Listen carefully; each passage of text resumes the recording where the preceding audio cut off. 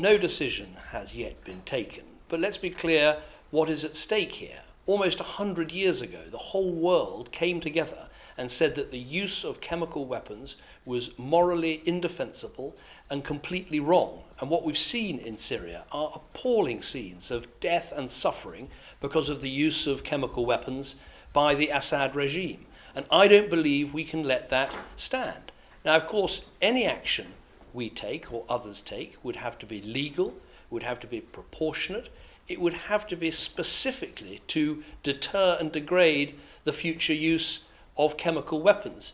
Let me stress to people, this is not about getting involved in a Middle Eastern war or changing our stance in Syria or going further into that conflict. It's nothing to do with that. It's about chemical weapons. Their use is wrong, and the world shouldn't stand idly by.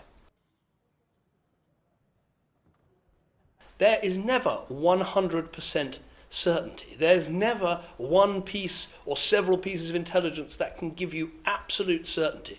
But what we know is this regime has huge stocks of chemical weapons. We know that they have used them on at least 10 occasions prior to this last wide-scale use. We know that they have both the motive and the opportunity, whereas the opposition does not have those things, and the opposition's chance of having used chemical weapons, in our view, is vanishingly small. We know all these things. The question now for us is, are we more likely to deter the future use of chemical weapons by acting or not acting?